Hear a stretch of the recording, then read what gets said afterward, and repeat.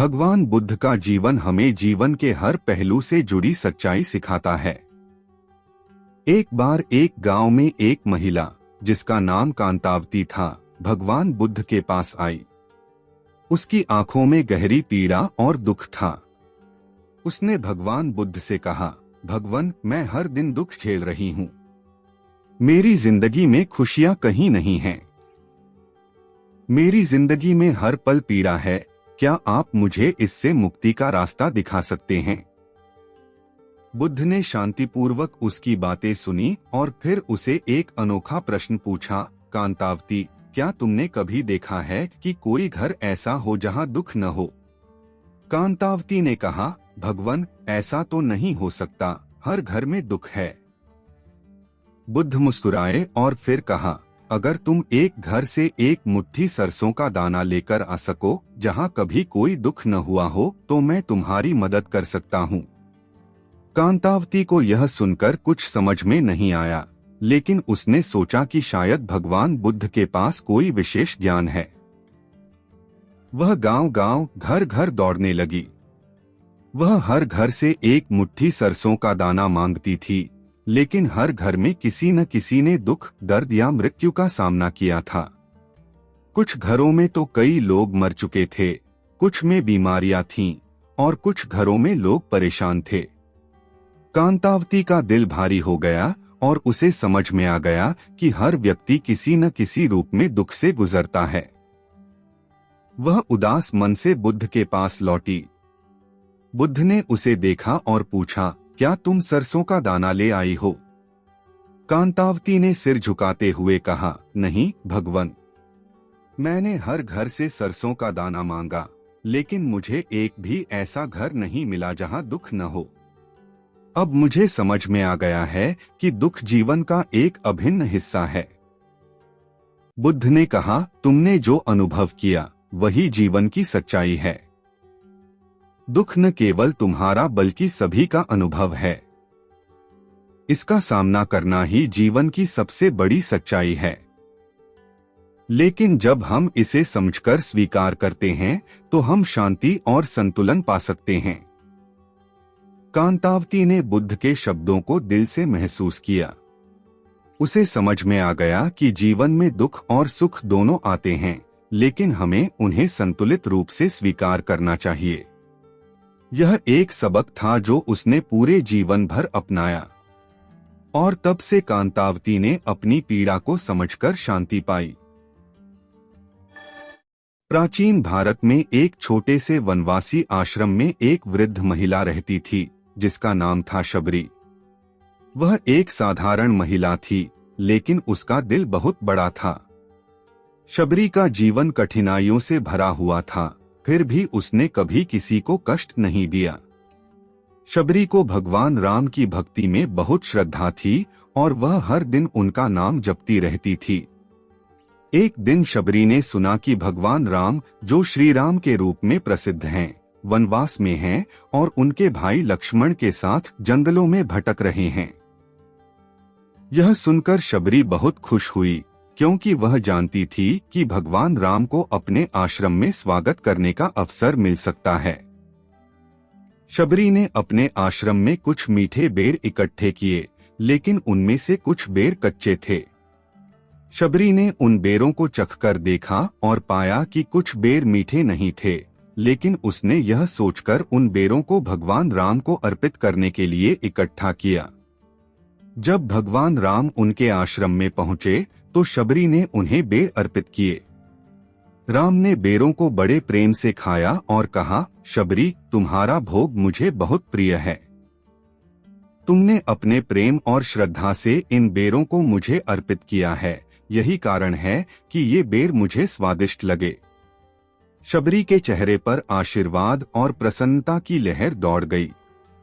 भगवान राम ने शबरी को आशीर्वाद दिया और कहा, तुम्हारा प्रेम और भक्ति सबसे कीमती हैं। यह तुम्हारा सच्चा भोग है और यही सबसे महान पूजा है। बहुत समय पहले की बात है, एक छोटे से गांव में एक गरीब लड़का रहता था जिसका नाम अर्जुन था। अर्जुन के पास ज्यादा कुछ नहीं था, बस उसकी माँ का दिया हुआ पुराना चादर था जो वह हमेशा अपने साथ रखता था। एक दिन अर्जुन जंगल में लकड़ी लेने गया और अचानक उसकी नजर एक अजीब से बस्ते पर पड़ी। बस्ता पुराना था, लेकिन उसकी धुंधली सी चमक ने अर्जुन को आकर्षित किया। जैसे ही उसने बस्ते को खोला, एक जादुई गलीचा बाहर निकल आया।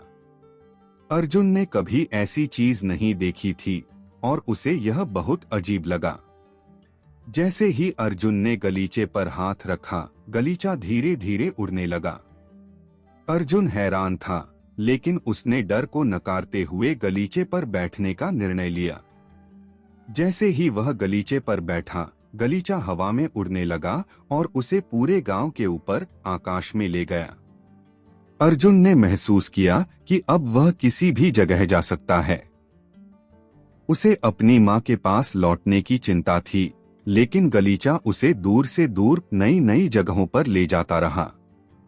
अर्जुन ने देखा कि गलीचा उसे उन स्थानों पर लेकर जाता जहां लोगों को उसकी मदद की जरूरत थी। अर्जुन ने अपनी नई शक्तियों का सही उपयोग करना शुरू किया और हर जगह दया और मदद का हाथ बढ़ाया। कुछ महीनों बाद अर्जुन की मदद से गांव में खुशहाली आई। वह अब सिर्फ एक साधारण लड़का नहीं था, बल्कि एक हीरो बन चुका था। उसका जादुई गलीचा उसे अब हर समय नई नई चुनौतियों से अवगत कराता और अर्जुन अपने दिल में यह जानता था कि जब तक वह सही कारण के लिए काम करेगा, गलीचा हमेशा उसका साथ देगा। बहुत समय पहले की बात है। एक छोटे से गांव में एक अद्भुत पेड़ था जिसे लोग जादुई वृक्ष कहते थे। गांव वालों का मानना था कि इस पेड़ के नीचे एक पुरानी आत्मा रहती है जो किसी की भी सच्ची इच्छा पूरी कर सकती है। केवल वही लोग इस पेड़ से मन्नत मांग सकते थे जिनका दिल सच्चा और शुद्ध होता। एक दिन गांव में एक लड़का आरव आया। वह बहुत गरीब था और अपने माता पिता के साथ खेतों में काम करता था। आरव की एक बड़ी इच्छा थी। वह चाहता था कि उसके परिवार को कभी भूखा न रहना पड़े और उसकी मां को अच्छे स्वास्थ्य में जीवन बिताने का अवसर मिले। वह इस बात से अनभिज्ञ था कि वह जिस पेड़ के पास से गुजर रहा है वह एक जादुई पेड़ है। एक दिन वह पेड़ के पास गया, अपने दिल में पूरी ईमानदारी और विश्वास के साथ अपनी इच्छा व्यक्त की। पेड़ की शाखाओं में हल्की सी सरसराहट हुई और अचानक एक आवाज आई, तुम्हारी इच्छा पूरी होगी, लेकिन याद रखना, सच्चे दिल से काम करने से ही सफलता मिलती है। आरव ने अगले कुछ महीनों में बहुत मेहनत की। उसने न केवल अपने खेतों को अच्छे से जोड़ा, बल्कि आसपास के गांव वालों की मदद भी की। धीरे धीरे उसकी मेहनत रंग लाई और गांव में अनाज का भंडार बढ़ने लगा। उसकी मां की सेहत भी ठीक हो गई और अब वह बिना किसी तकलीफ के दिन बिता सकती थी। गांव वाले यह देखकर हैरान रह गए और समझ गए कि जादुई वृक्ष का जादू केवल इच्छाओं के पूरा होने में नहीं, बल्कि सच्ची मेहनत और नेक दिल से काम करने में छिपा था। किसी समय की बात है, देवों और राक्षसों के बीच युद्ध छिड़ा हुआ था। राक्षसों ने देवताओं से अपनी शक्ति छीनने के लिए एक महायुद्ध छेड़ दिया था। राक्षसों के नेता रथासुर ने देवताओं को पूरी तरह से हराया और स्वर्ग पर कब्जा कर लिया। सभी देवता भयभीत थे। वे भगवान शिव के पास गए और उनसे सहायता की प्रार्थना की। भगवान शिव ने उनकी प्रार्थना स्वीकार की और मां पार्वती के साथ महादेव के रूप में प्रकट हुए। भगवान शिव ने राक्षसों को चुनौती दी और उनसे युद्ध करने के लिए युद्ध भूमि में पहुंचे। शिव के त्रिशूल और शरण में आई शक्ति से राक्षसों की सेना एक एक करके समाप्त होने लगी। रथासुर, जो सबसे बड़ा राक्षस था, वह शिव से युद्ध करने आया। भगवान शिव ने उसे अपने त्रिशूल से मृत्यु का दंड दिया।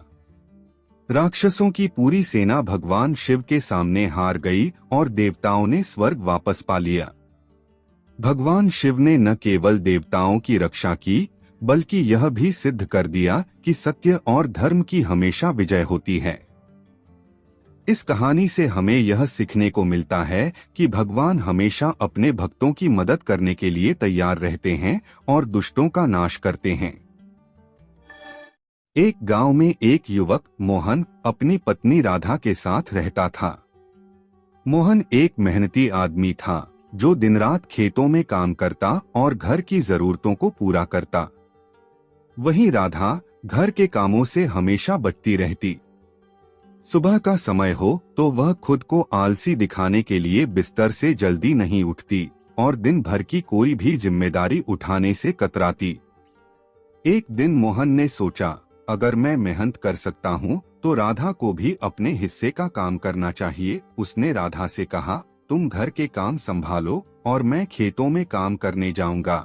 लेकिन राधा ने हमेशा की तरह जवाब दिया, तुम खेतों में मेहनत कर लो, मुझे आराम करने दो, घर का काम बाद में हो जाएगा। वक्त बीतता गया लेकिन राधा का आलस्य नहीं गया। एक दिन मोहन की मुलाकात गांव के बुजुर्ग किसान से हुई। बुजुर्ग ने उसे समझाया, बेटा, आलस्य घर को नुकसान पहुंचाता है। घर में हर किसी का अपना हिस्सा होता है।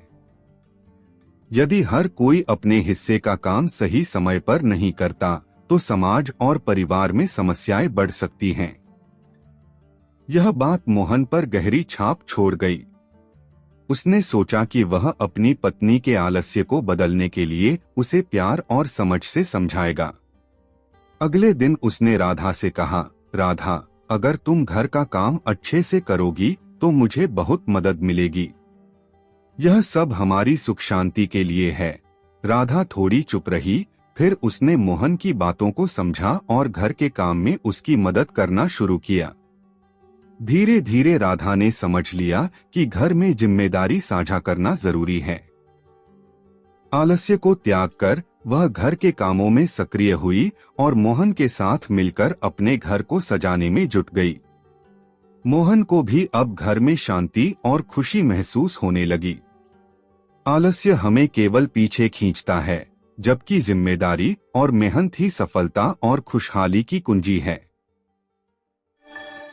बहुत समय पहले की बात है। एक छोटे से गांव में एक गरीब लड़का मोहन अपनी मां के साथ रहता था। मोहन का कोई बड़ा सपना नहीं था, बस अपनी मां के साथ शांति से जीना चाहता था। एक दिन मोहन को गांव के पास एक पुराना जादुई बर्तन गिरा हुआ मिला। मोहन ने वह बर्तन उठाया और घर ले आया। उसकी मां ने देखा और बोली, यह क्या है मोहन? मोहन ने बर्तन को ध्यान से देखा। वह चमक रहा था जैसे उसमें कोई रहस्य हो। मां ने कहा, इसे अच्छे से धो लो, शायद कोई काम का हो। मोहन ने बर्तन को धोते हुए उसमें एक अजीब सी आवाज सुनी, मुझे इस्तेमाल करो, मैं तुम्हारी मदद कर सकता हूँ। मोहन चौंक गया, लेकिन फिर भी उसने बर्तन को अपने सामने रखा और धीरे से पूछा, तुम कौन हो? बर्तन में से एक हल्की सी रोशनी निकली और एक आवाज आई, मैं तुम्हारा मददगार हूँ, बस मुझे सही तरीके से इस्तेमाल करो। मोहन ने सोचा, क्या यह सचमुच जादुई है? फिर उसने बर्तन को उबाला और देखा कि उसके अंदर खाना बनने लगा। वह न केवल खाना बना रहा था, बल्कि खाना भी कभी खत्म नहीं होता था। मोहन और उसकी मां को अब कभी भी भूखा नहीं रहना पड़ा। कई सालों बाद मोहन ने समझा कि जादुई बर्तन केवल भूख मिटाने के लिए नहीं था, बल्कि यह एक सिखाने वाली चीज थी कि दूसरों की मदद करो, कभी अकेले मत रहो और हमेशा खुश रहने का रास्ता अपनाओ। मोहन ने उस बर्तन से न सिर्फ अपनी जरूरतें पूरी की, बल्कि गांव के बाकी लोगों की मदद भी की। इस तरह जादुई बर्तन ने मोहन के जीवन को न सिर्फ आसान बनाया, बल्कि उसे एक सच्चा इंसान भी बना दिया।